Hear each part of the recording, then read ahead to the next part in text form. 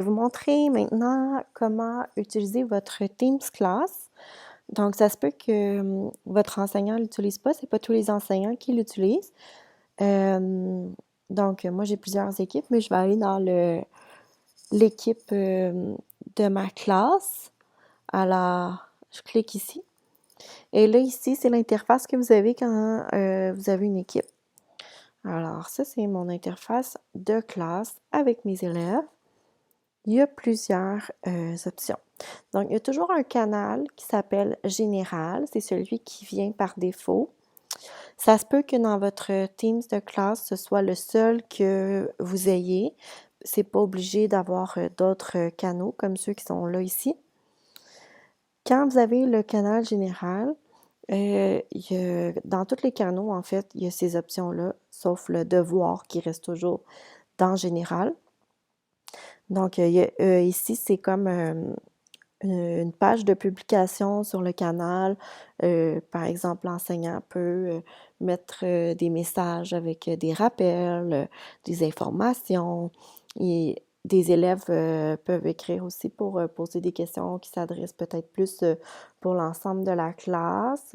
Nous, par exemple, on avait fait une réunion par vidéoconférence avec Teams et la réunion était apparue dans le fil de discussion ici, dans le groupe. Également, j'avais enregistré la vidéoconférence pour ceux qui n'avaient pas pu être présents avec nous. Donc, l'enregistrement aussi a été publié directement dans notre conversation. Ensuite, il y a toujours un onglet Fichiers. Donc, l'enseignant peut déposer des fichiers souvent de nature pédagogique, par exemple des notes de cours, des documents à compléter pour un devoir ou des choses comme ça. Et le bloc de notre classe, en fait, nous, on ne l'a pas utilisé, mais je crois que c'est plutôt pour prendre des notes, j'imagine, par rapport à de la matière vue en classe, mais c'est collaboratif, donc tout le monde y a accès dans la classe.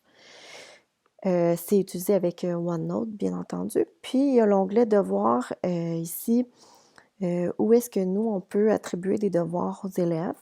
C'est sûr que les élèves n'ont pas cette interface-là pour l'onglet Devoirs. Ça ne doit pas ressembler exactement à ça, mais ça peut donner une idée de ce qu'on peut faire avec Teams. Par exemple, moi, j'avais envoyé un devoir de NetMath. J'avais mis mes explications ici et j'avais mis tous les liens des exercices que je voulais absolument qu'ils aient complétés pour la semaine. J'ai également attribué des points pour ça. On peut décider à qui on l'attribue et on peut donner une date d'échéance, donc c'est-à-dire à partir de quand les élèves... quelle est la date limite pour la remise des travaux. Donc, c'est ça ici. Ensuite, on peut avoir d'autres canaux. Par exemple, nous, dans notre classe, vu qu'on enseigne en adaptation scolaire au secondaire, on enseigne plusieurs matières en même temps. Donc, on a créé des canaux par matière.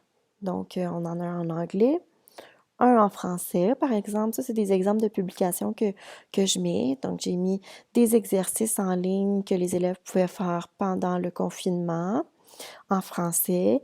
J'ai mis aussi des livres audio qui me paraissaient intéressants pour les élèves, dans le fond, la tranche d'âge des élèves auxquels j'enseigne, puis d'autres suggestions de livres numériques gratuits en ligne.